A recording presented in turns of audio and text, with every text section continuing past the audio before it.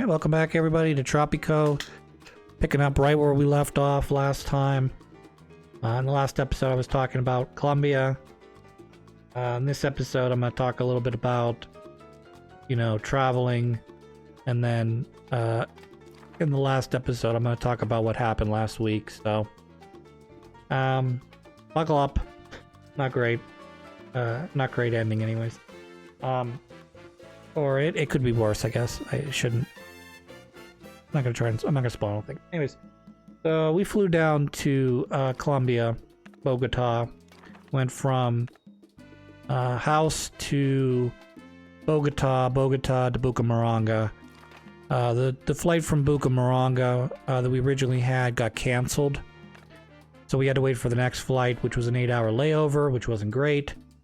And I think it's because they wanted to fill the plane, because the plane that we got in was sort of a standard, standard airplane. It was three seats on each side of the aisle.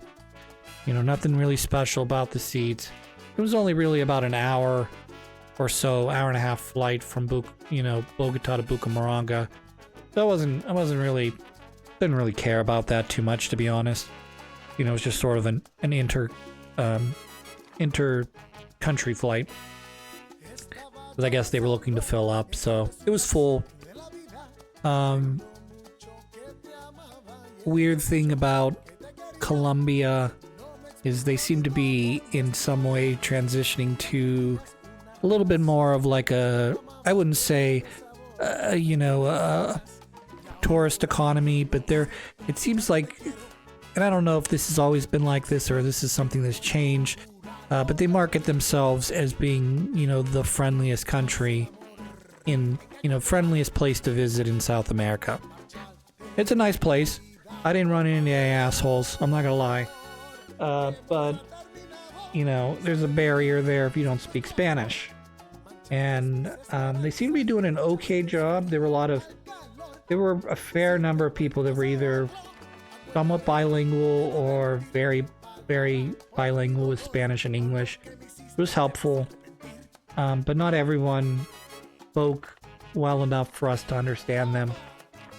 It's fine. I'm not going down into a country. I'm not going here to France or here to Japan or here to wherever and go, why don't you speak English? I speak English. I don't understand your weird hick language.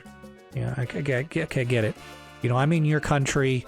When you come to my country, I kind of expect you to speak English, or if not English, at least have an understanding of the language a little bit so that you can get by. But when I worked at just side story, when I worked at Columbia Sportswear, I tried to treat foreign people that didn't speak English as fairly as I could. I didn't try to rip them off or give them incorrect change because they were foreigners. I wanted to go to a country and be treated the exact same way as I would treat someone in my country. And for me, that means giving you the best experience you can possibly have. If you're visiting my country, I want to do everything in my ability to make sure that you have a good stay while you're visiting. Okay. Anyways, that's sort of a side note. But they're very nice people down in Colombia. The 8-hour layover was not I didn't like the 8-hour layover, though it did give us extra time to get through customs and immigration, which was fine.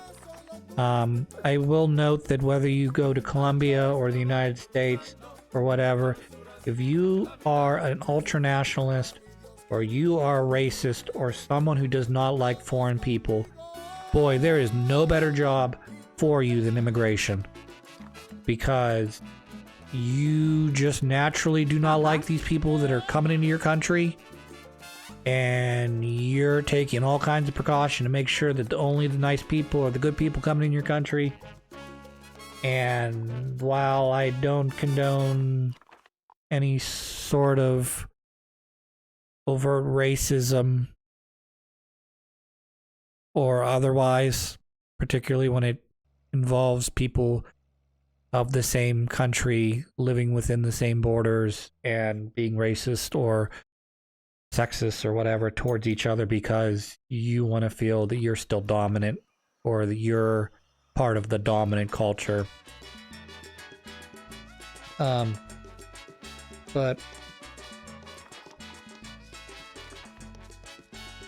so we flew down there. Immigration wasn't bad. Even though I said that. We'll get to my point here in a second.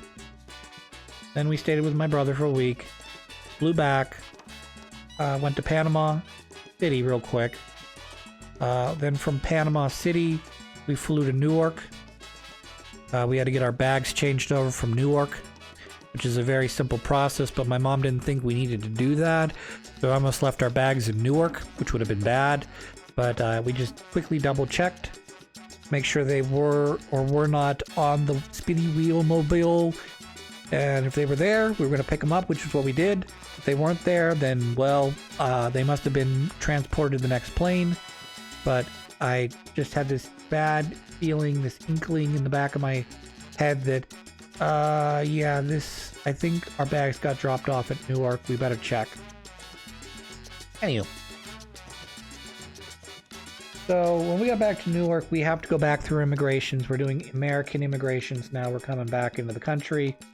We're standing in line. There are people that are obviously coming to visit our country, you know, from wherever, Colombia or Puerto Rico, or not Puerto Rico, Panama, or wherever. I mean, there were people from all over the world, you know, that were coming in. You know, they're coming to America via Panama, our same flight, Panama City, or one of the other flights that are coming in. There were flights. Newark's just such a huge airport. They're coming in from everywhere. There's like, I saw an Austrian Air, you know, Ireland Air type place. They were all kinds of countries. So, but the point I'm trying to make is when we were coming back into the United States, they one guy who was I later found out had come from Colombia to the United States for work. He had one of the people coming in who were, I don't know, they were from somewhere in Latin America. Maybe they were on the same flight as us from Colombia, or maybe they were coming from one of the other Latin American countries. But yeah, he took their fingerprints down on the electrical fingerprint scanner. And I know what that is because I had to do that before I worked at a place called PNC Bank, because they want to check to make sure you don't have any criminal record. So they want to get your fingerprints on file and check them against the database to make sure you're not a secret mole. I was in the fucking call center. What am I gonna do there? I'm gonna somehow, some way exploit money out of the company. Whatever. That's a different story for a different day. But anyways, they took their fingerprints, made sure they weren't on the whatever watch list or whatever, and then let them into the country, because they obviously had a valid visa, valid passport, you know. But gotta be extra cautious. You don't know about them foreigners. They might be out to no good. But morning, Presidente. There was a lot of and then when I was leaving Colombia, I got pulled for a random screening, we'll just say, which I will blame I'm not going to blame my mom entirely for this, but I'm going to partly blame my mom, because our flights were our final destination was Pittsburgh, okay? But she kept telling everyone our final destination was Newark, because that was where we were entering the United States. And I think we got pulled, we got put sort of on a temporary watch, like, hey, double check these people before they get on the airplane, sort of thing. Only because my mother made a legitimate, honest mistake. But whatever.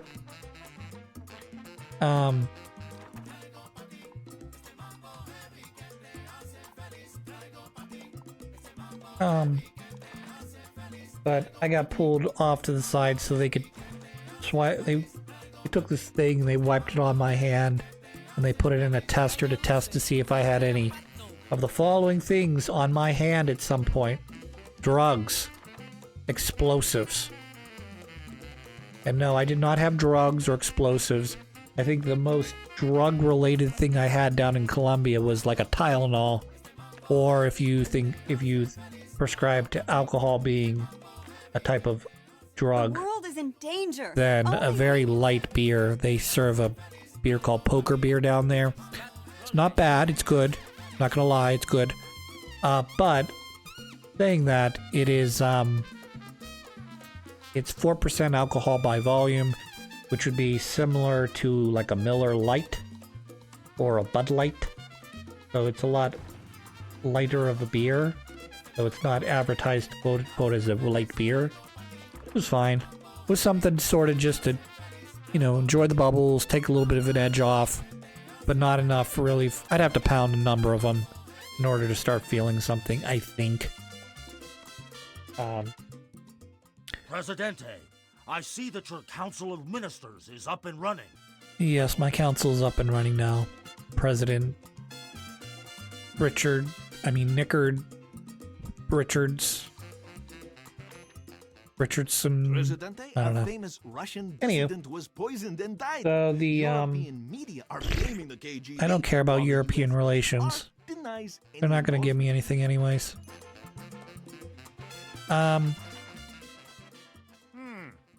Fine day, isn't it? The weather seems... Yeah, I've got particularly billions of nice. dollars right now, so you can have 5,000 without me worrying about it. Alright, I'm gonna build you your fucking armory already. Jesus, settle down. This is unacceptable. I see you've made progress on your little island. So anyways, yeah, I already had that set up. So now we gotta Malicious put homes in journalists there. Are spreading lies about St. Clara in the foreign press, Presidente. But when we got back into the United States at Newark, we had I think it was probably like a 3-hour layover between our flight into the country and our flight back to Pittsburgh. And to make sort of a long story short on that, 3 hours is a long time to get through immigration / customs and then find where we're flying out of. And I hadn't, because we went on such a shitty flight on the way home, even though it was a 7-hour flight plus an hour changeover, because guess what? Colombia does not participate doesn't need to and doesn't participate in daylight savings time, because their days range anywhere from plus or minus probably about 30 minutes. So they don't need it. There's not a major swing between a December, what would be their winter solstice, our summer solstice, and vice versa. Their summer solstice, our winter solstice. It's not really that big of a difference. So, anywho, we're losing an hour going into the United States, the northeast of the United States. It's a 5-hour flight from Panama, roughly speaking, maybe 7 something hours. And we did not get any food on that flight. We got an option for a cup of coffee, small cup of coffee, and another drink later on, which was, in my case, I chose Coke or Sprite or something bubbly, and a coffee, because it was, like I said, it was sort of an early flight from Panama, so I wanted a little bit of caffeine in me. We didn't get any food, which is kind of sucky, because that's a long flight to go without food. So I'd eaten a small breakfast in the airport of like a croissant, and then had a coffee on the airplane, like a soda on the airplane, and then no other food. And it's like 4 o'clock in the afternoon now, and I'm like, Mom, we need to get food. So there's plenty of places, different places at the Newark airport to eat that are by our gate. Now, mind you, they changed our gate about 2 or 3 times while we were in Newark. Because originally it was supposed to be this gate, and then they changed it to a different gate, and then they ultimately settled on a third gate that wasn't on the other side of the airport, but it was like in a different wing area, whatever. It's not a big deal. But we have like 2.5 hours or an hour and a half until, oh, no. We had an hour and 15 minutes between when we got to roughly where we needed to be and when we needed to board the airplane. Okay? It was an hour and 15 minutes. I want to stop at this Chinese restaurant to eat, and I want to get an old fashioned, because I promised myself when I got back to the United States I was going to have an old fashioned, since my brother didn't carry any of the hard alcohol. He just had the light stuff, which is fine. He doesn't have to carry hard alcohol if he doesn't like it. That's obviously his prerogative. And I was his guest, obviously, so I'm not going to demand him go out and give me hard alcohol or whatever. But I just wanted a sort of a mixed drink, which was fucking expensive as hell. Don't do that again. I won't do that again. Airport shit's expensive as hell. We're getting ready to sit down, and my mom goes, "We have enough time for this." I said, "Mom, we're not in Colombia anymore. It's not going to take an hour for us to sit down, order, get our food, eat it, and then get to our terminal." Well, I don't know. I could tell she had it up to your chin with, you know, everything. This whole travel stuff got on her nerves, clearly. I'm like, "Mom, I promise you, if we run out of time and do not get our food, then I'll just dispute the charge. We'll get our money back." We ate, we drank, we took our time, we didn't shovel it down our throats, and we had like at least a half an hour to spare. At least a half an hour to spare. Then our airplane to Pittsburgh was late, so we ended up waiting anyways an additional half hour, even if it had been on time. Great calamity, President. Great calamity, President. My cameras need a miracle or something, and you give him $5,000, and there's a good chance that somewhere down the road he may pay you back like I think it's threefold or maybe fivefold, something like that. It's only a % chance. Sometimes he'll ask for money again. Doesn't matter.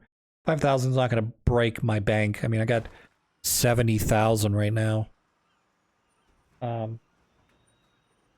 But yeah, my mom, I guess, was just tired of traveling at that point. My dad did not come to Colombia with us. He was not interested in going. He was sort of like my mom's backup.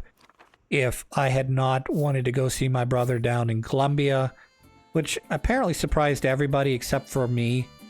My mother was surprised I wouldn't want to go, and I didn't back out. My dad was surprised I didn't back out. My brother and sister-in-law surprised I didn't back out. Apparently they thought I was a wussy or something, I don't know. Please accept my congratulations. Yeah, that money's going directly into my bank account. Thank you. I don't need the money in my treasury. I don't need part of it in my treasury. All in the green. We seem to have a lot of money in our vaults. That's right. Obviously having So anyways, a good time in our treasury. It just can't stop. so eventually we ended up back in our home destination, Pittsburgh. It took us an extra half hour to get home or so over what we were originally planning, but that was fine. Not a big deal. And then I decided that I was going to spend the weekend with my parents, which I will talk about on the next episode, but it went okay, I guess. At least initially it went okay. But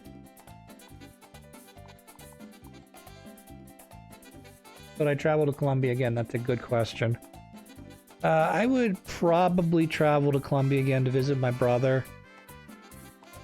But that would not be high on my list of places to go again. There's plenty of stuff to do in Colombia that I didn't see. But for me, it has nothing to do with Colombia, the country. It has nothing to do with how safe or unsafe it is, or how long of a plane ride it is to get down there. It entirely has to do with the fact that I do not know enough Spanish to get by down there. And while my sister-in-law is fluent, it's her primary language, My brother is relatively fluent. It's like his second language. Getting through immigrations was not easy. Sir, an enemy tornado has infiltrated our defenses. So this is one of the disastrous scenarios that can occur. You cannot, once the tornado touches down, you cannot make any improvements. I don't know, maybe you can make improvements. You shouldn't make it improvements, but you cannot repair anything that's damaged until the tornado's fully gone. So you'll see some stuff get damaged here, like that. I won't be able to rebuild it until the tornado's gone. So that's gonna blow through my city. Certain buildings can't fall down. And by certain buildings, I just mean my palace can't fall down. It's not affected by earthquake, tornado, hurricane, volcanic explosion, what have you. It just... It's a building I can't rebuild is basically what I'm trying to say.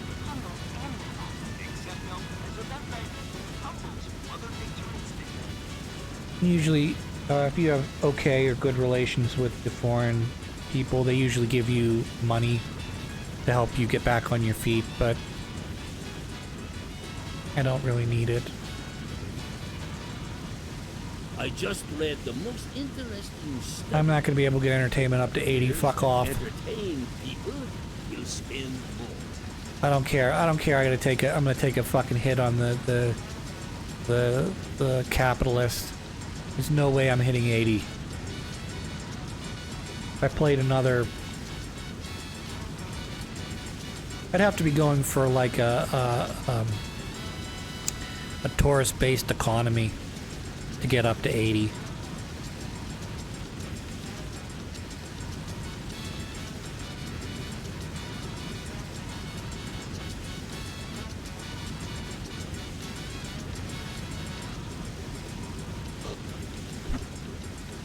What I was saying about going back to Colombia. Most blessed. It's a nice place. I didn't see any Bucaramanga because we just... The tornado retreated, Presidente. Bogota. We didn't see any of Bogota. Because we just flew in there. We transported planes. We flew to Bucaramanga. And because the Colombia is such a mountainous place, everything is just weave back and forth, up the mountain, up, we're up at the top of the mountain, now let's go down the mountain, weave back and forth.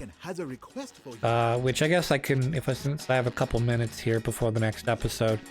Their traffic laws are the same as the United States for the most part, except because of everything so high and mountainous. Basically, you can... I'm not 100% sure if it's legal, but basically they pass on any road. You're going up a hill, you're going down a hill, I'm going to pass you. If I can pass you, I'm going to pass you. And bikes will generally split the lane if they can. So inner city traffic, you'll have... you'll be in a bit of a traffic jam and you'll see bikes just zip between lanes, to the left of your car, to the right of your car. Wherever they can drive, they will drive. If there's space, they will go there. And they do that because they can pull farther up to the thing, and as soon as the light turns, they zip right through and get ahead of everyone else. But because, like I said, it's so mountainous, it takes forever to get anywhere. Which is fine. I mean, I don't expect them to build a fucking bridge that goes directly straight up a hill at a 45-degree angle and you're just fucking shitting your pants because, you're going up what is essentially like a roller coaster, but you're on a road, but the road is not attached to the ground, it's attached to a bridge. So I get it, like, it doesn't make sense to do that, and tunnels are expensive and costly, and we're not talking about burrowing through a hill in Pennsylvania. We're talking about burrowing through a mountain. It would probably take far too long to do and would just not make sense whatsoever.